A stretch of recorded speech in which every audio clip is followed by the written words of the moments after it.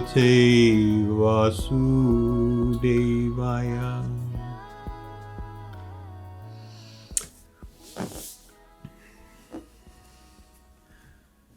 So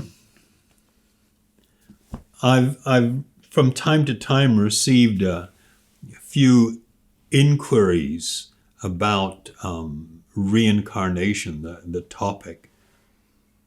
When you ask a lot of people in the world today, it's actually quite surprising how many people sort of have some acceptance of this idea of reincarnation. But for most people, it's just like not really clear to them what it is. The ideas that they may think they have, which even seem like solid ideas to them, are actually not really that solid at all.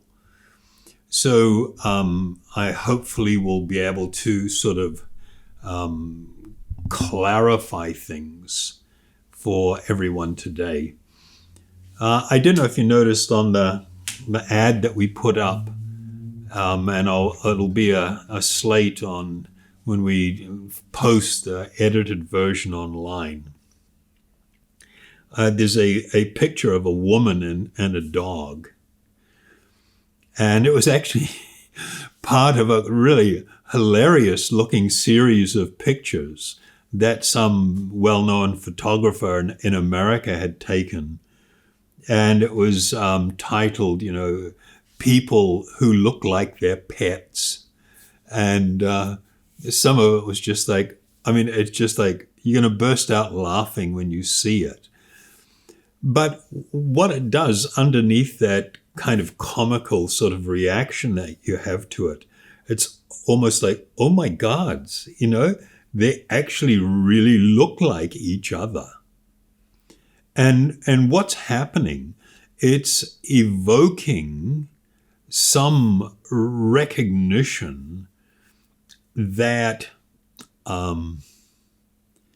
there are two personalities that are displaying some similarity here. It's like quite a while ago I did a talk, and it was in relation to that aspect of things, who's that looking back at me. And it's people that become very involved with their pets. We have this general tendency when we drive down the road, especially here in New Zealand, you've got a whole paddock or a field full of cows or sheep or other animals, deer, and you just see like a mob. There's just like a whole ocean of these guys all hanging out. And it's kind of sort of monolithic. We see them as like a herd. And it's usually for most people not until you develop a connection to animals that you begin to start perceiving the distinct differences in character and how they behave towards each other, how they behave towards you. They have really unique behavioral characteristics that most people would understand to be some sort of expression of a individual personality. And so while in the beginning we may just look at things as a big mob, I always remember my uncle. I grew up in Te Aroha, in a dairy farming community, and my mum's sister, after her first husband died, she married a farmer who was a Yugoslav guy, and it was like he was a big personality, but he had named each one of his cows, and he would talk to them, and he would interact with them, and they would interact with him. And it was really fascinating to see as a kid, how distinct all the personalities were and how they related differently. So what we're getting to here is an appreciation of unique individuality and of personality.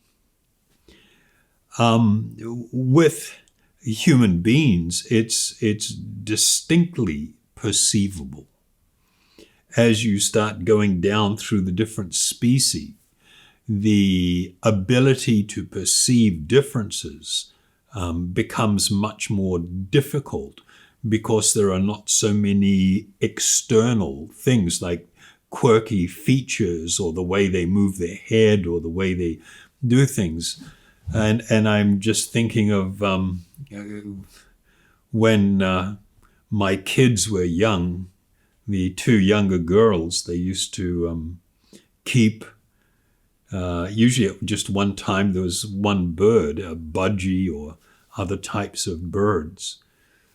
And my wife was pointing out how each of them sort of displayed a really different kind of personality and the way that they would behave to things. So, they used to have chanting mantra music going on, and some of it was kind of quite upbeat.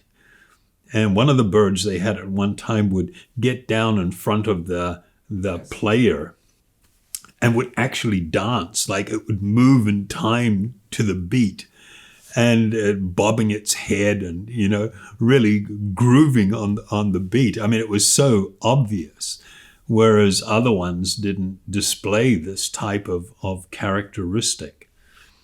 So, it becomes a little bit more difficult to see the distinctive individual personality as we start moving down the scale of species. The Vedic understanding was that the human form of life was considered the most subtle form of life, this most subtle covering, because the nature of the soul is more distinctly discernible through this particular species of life. The view that they had and was cultivated by the great yogis, there was this understanding that this body that I have on is not who I am. This is a covering. It is an external identity that I'm assuming. And the animating principle of a body is the actual soul itself. I found that within Christianity, for example, and actually many religions in the world, while there was an acceptance of the idea of a soul, there was no clear understanding really of what the soul was. Like, for instance, you ask somebody that is a religious person, can you speak to me clearly and intelligently about the soul for 5 minutes? And it's kind of like, well, what can I say? And it usually begins with, I have a soul. So the question that would arise from that, of course, is, okay, if you have a soul, who exactly are you, the possessor of the soul? And then that would spark this kind of mystified reaction. It's like, yeah, I've never thought of that. And because we develop these habits of speaking and relating without actually clearly thinking about stuff really on a more detailed sort of level. So the Vedic understanding, the yogic understanding, is that the personality, the life force that's manifest in the body, all of the symptoms of life arise from the soul itself. The Sanskrit word for this is Atma. Atma literally means the self, the actual self, who you are. So the body is a covering. It was understood that the actual soul itself, the Atma, has two coverings, a very subtle covering and a gross covering. The gross covering is very obvious. It's the body that you're wearing around.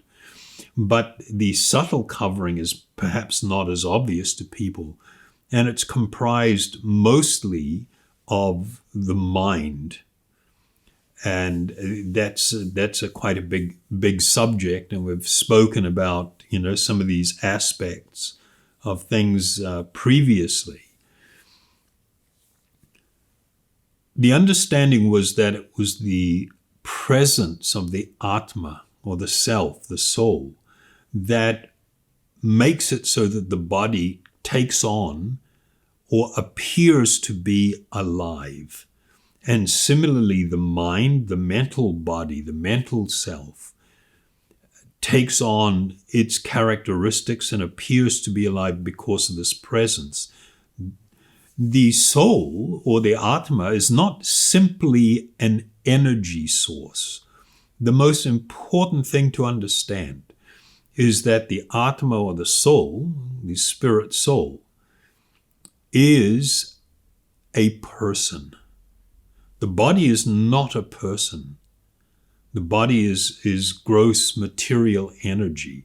Like at death, when the person has gone, we're looking at a body, and it seems like someone that we knew and someone that we were related to, but now it's begun to develop a different sort of, it's manifesting a different sort of characteristics. And it's becoming increasingly unattractive as time goes by, in the hours and then the days and the weeks, and begins to completely deteriorate. That is not the person. The person, or one's personhood, arises from the soul itself, we are a spiritual being. You and I, all life, there is a spiritual being, a spiritual personality. In Sanskrit, the term was Purusha. So the Purusha is truly who you are. It's important to understand these fundamentals in order to be able to understand and appreciate reincarnation. See, one of the problems people have is people may ask, what, reincarnation? You mean I can become a dog?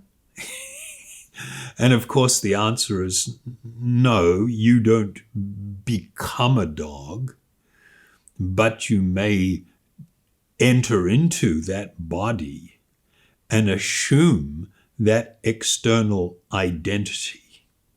See, the spiritual perspective is that in truth, in reality, I am not a human being. I am a spiritual being occupying a human body. And the human body is the most subtle covering, in that the characteristics of the person within are more visible through this form than any other form. So you don't become an animal, but you can occupy the body of an animal and begin to assume the identity. There was this fundamental understanding and appreciation that there's really only two principal categories of energy within the material world. One is the material energy of infinite varieties. And it's kind of really amazing and astonishing when we consider that if we look at the three principal atomic particles, meaning a proton, a neutron, and an electron, the electrons in a lump of gold are no different from the electrons in a stone. The protons or neutrons in chocolate is no different than the proton or neutrons in dog poo. I know it's a bit gross, but that's the reality of things. And yet we have this astonishing arrangement whereby these same particles can produce an infinite variety of forms and substances with apparently different characteristics. But the understanding was the underlying smallest unit of material energy, it was the same throughout the entire material creation, in spite of all the varieties of things that may appear to us. The second type of energy that's manifest is the energy of the Atma. They call it the Jiva Atma in Sanskrit, the spirit soul. The main visible characteristic of the presence of this energy is life. Anywhere where you see the characteristic of life, we should understand it is due to the presence of this kind of subtle energy, this subtle spiritual energy known as the Jiva or the Atma, the Jiva Atma, the soul or the spirit soul. There was this appreciation that when a person, a human being, was distinguished from all other forms of life or life forms, in that a human being can ask questions. Who am I? Why am I here? What is this all about? The human being was considered completely responsible for all of their choices and all of their actions. In all the other species, the lower species,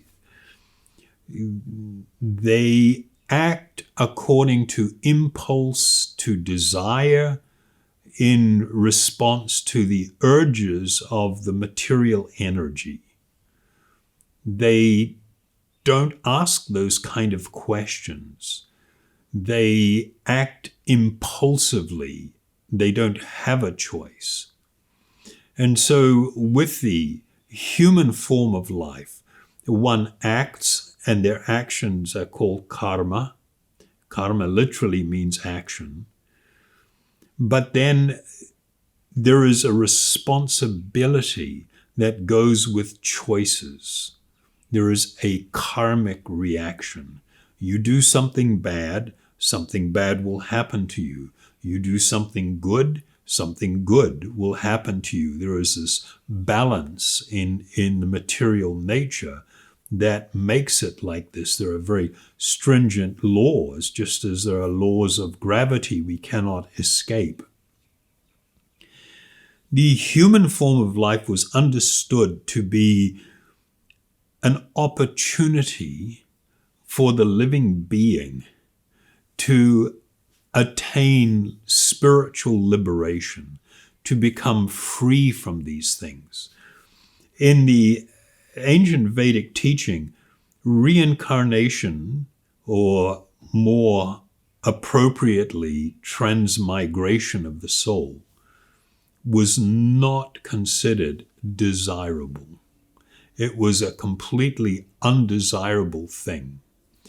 Some people think, oh, I just wish I could come back as my dog, an animal, that my life would be so much more simple, it would be so much happier and carefree. That is a very naive look at things and very naive perspective. Things don't become easier or better just because you are occupying the body of a lower species life form. So reincarnation was considered an undesirable thing. There was an understanding, and again, it's perceivable from the time of birth. When a person takes birth, in a human birth, we see that almost everybody is born in a completely different circumstance and completely different situation.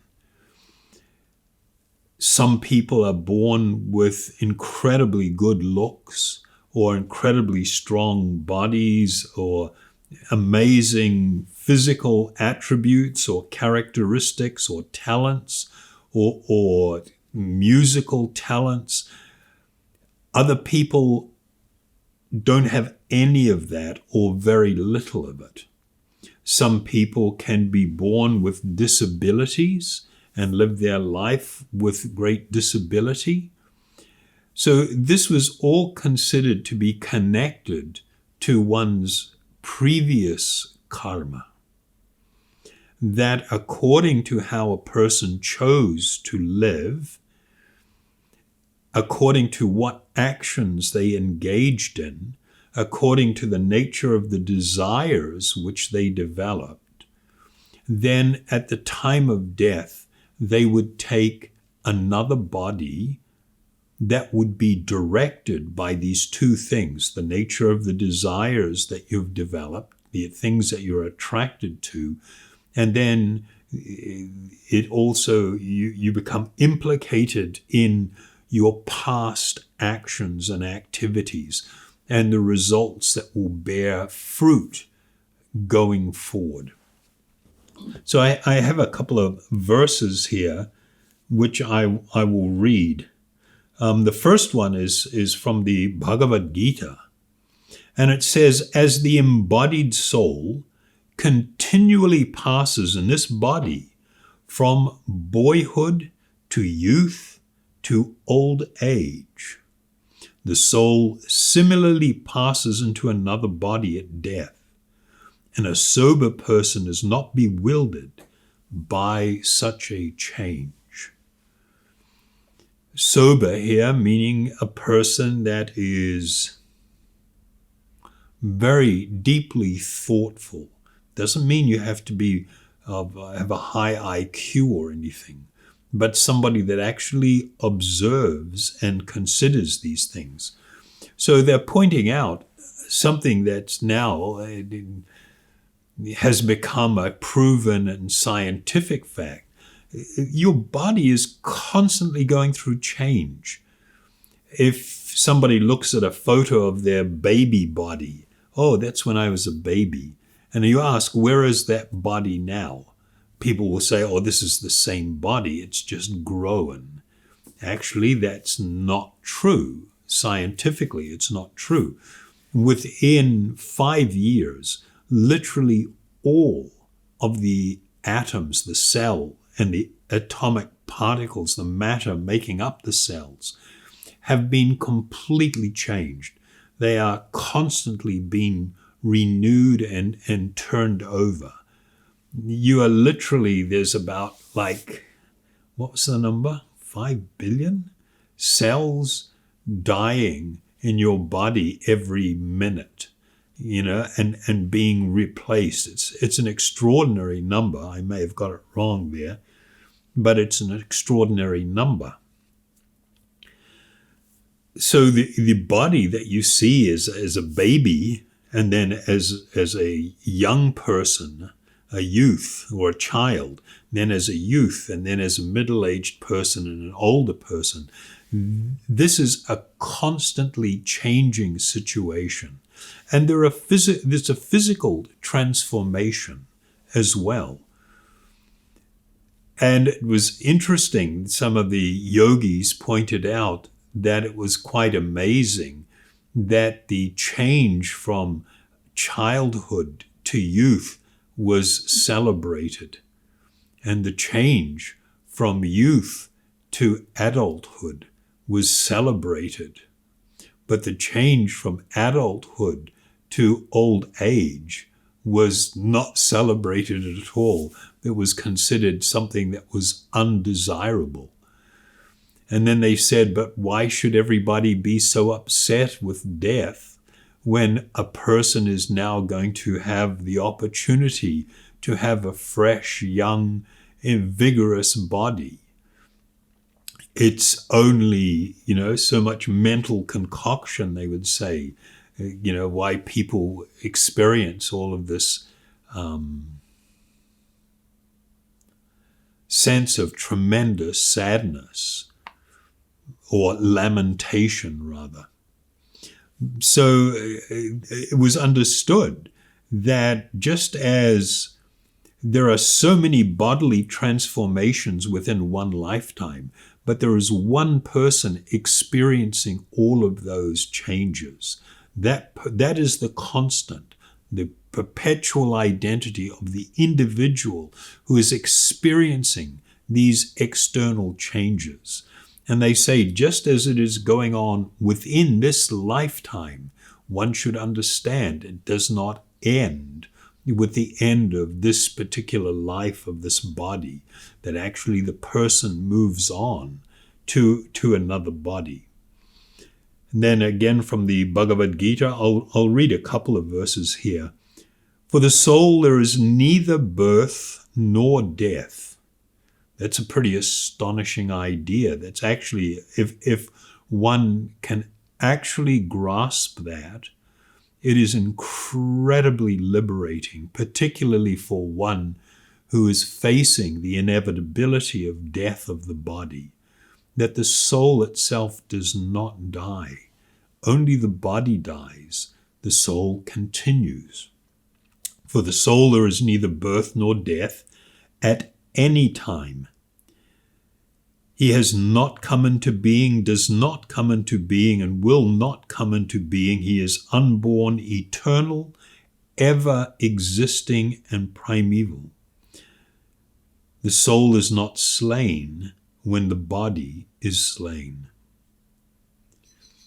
As a person puts on new garments, giving up old ones, the soul similarly accepts new material bodies, giving up the old and useless ones. The living entity in the material world. So let me just pause before we deal with that. This is really a profound idea, that you don't die, you can't die, you never die. When this body has used the end of its usefulness because of disease or old age or whatever, you move on. So now the question is, okay, so if you move on, what is it that's determining the nature of the birth, the next birth that you will take?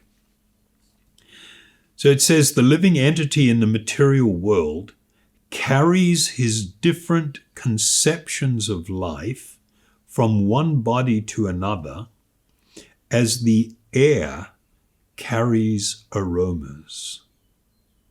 Thus he takes one kind of a body and again quits it to take another.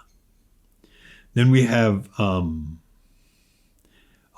read another couple of verses and then we'll just talk briefly about it. And there is this really incredible, this is an amazing subject.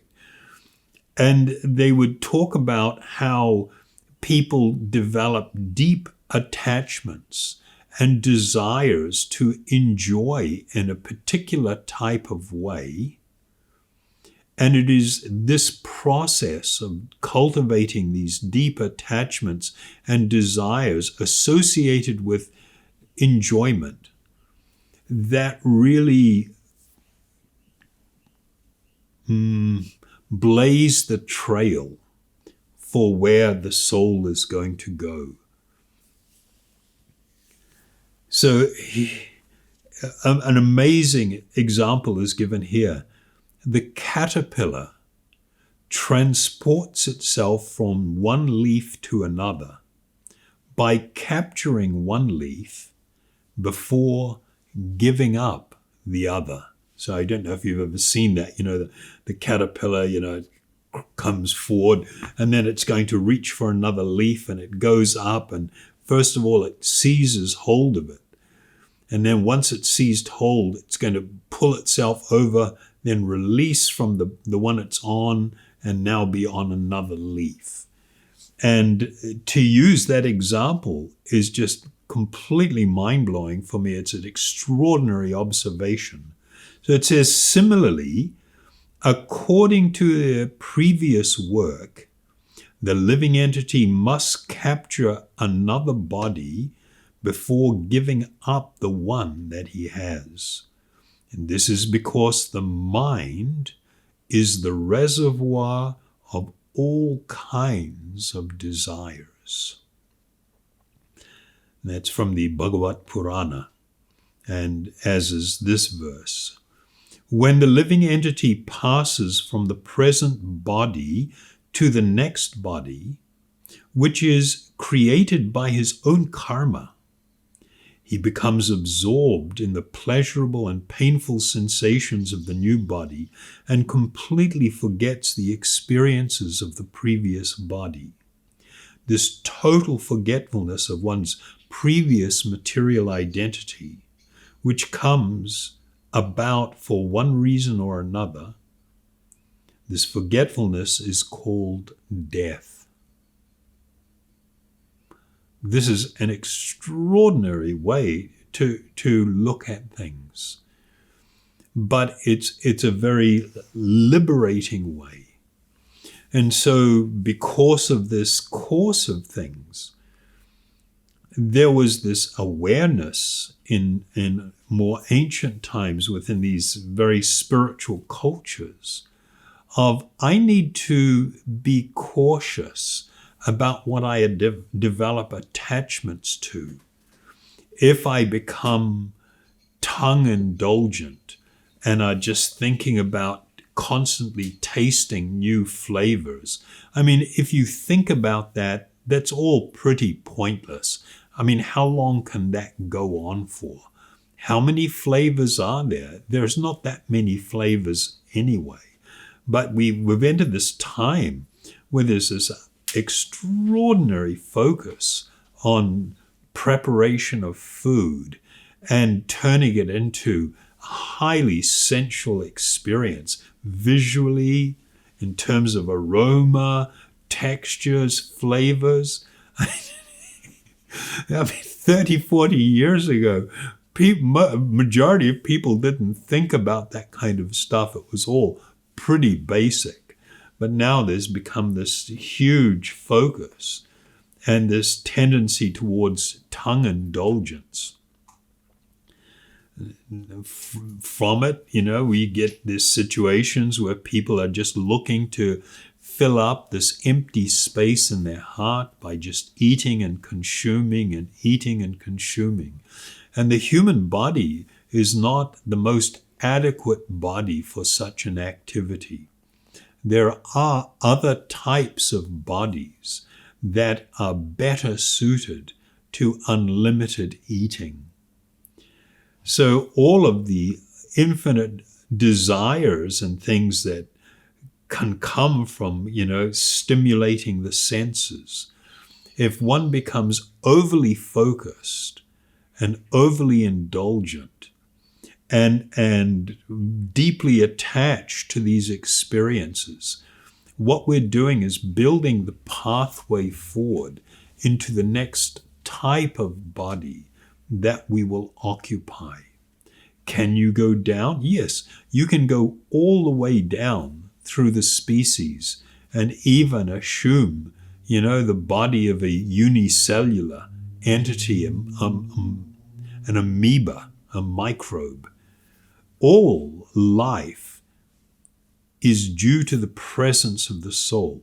But this idea and thought that the soul can be going through these cycles, they were called samsara, the cycle of repeated birth and death, moving from one body to another.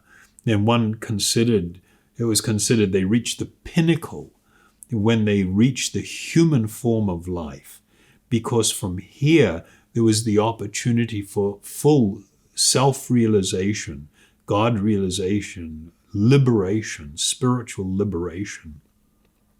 And if one did not take advantage of that because of the desires that were developed, because of the activities that were performed and the results that will come from them, if one did not become spiritually liberated, they would be on a trajectory again to move through all these different species of life. You don't have to go through all of them.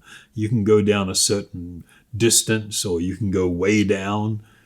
But, this is the way things happened. And so the idea of reincarnation, it was not a cool thing. It was not desirable. It was not something that we should be achieving. In fact, it was considered utterly lamentable. The idea, once, some people are thinking, oh, but my pet is so happy. If only I could be like my pet. But it's kind of like, well, you may think that that's a good idea, but once you get into that body, you have lost control and you don't know where things are going from there. And you can end up in incredibly lamentable situations. And so this need to get off this perpetual cycle of birth and death, to regain my own glorious spiritual position, to find my spiritual home, to be where I truly belong, to experience the awakening of the highest spiritual experience, which is of spiritual love and limitless blissfulness, was considered what we should be really aspiring for, and not losing the plot, not losing our direction. So that's the ins and outs, hopefully, of reincarnation. It may not be what you were expecting. You've got people speculating, I was previously the Queen of Egypt, or I was, a royal. People like to fantasize about all this stuff.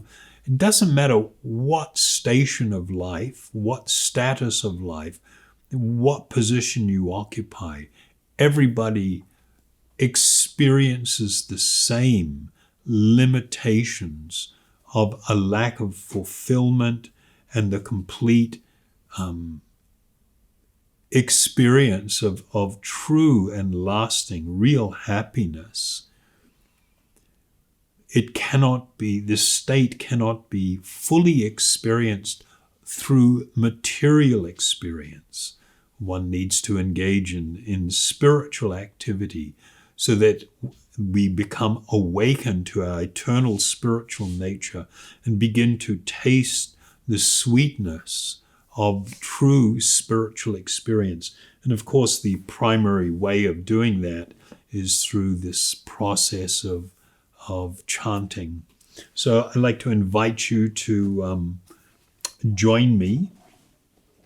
I'll sing the Om Hari Om mantra.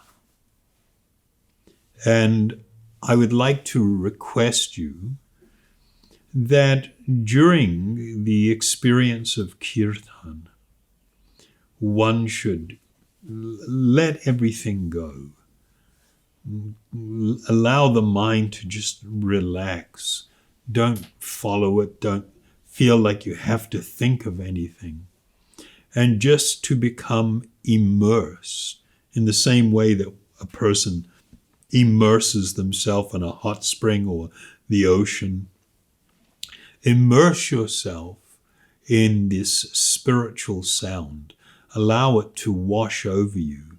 Just simply listen to it and then repeat it and hear yourself repeating it. And in this way, it will work its magic. It will work its wonder of transcendental, spiritual transformation. So we will sing this Om Hari Om.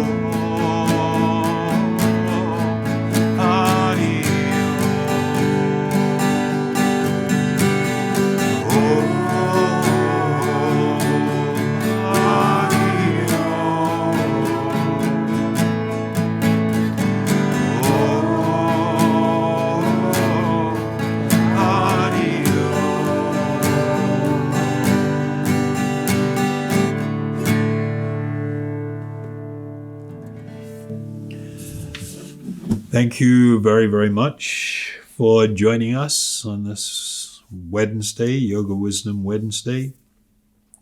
And once again, just a reminder, if you have questions or if you have particular things that you would like to hear about, feel free to email me, or you can message me on Facebook if it's easier for you, or you can email me at info@acharyadas.com at my website, and I would be happy to try and address any of the questions that you may have. Thank you very, very much. Namaste.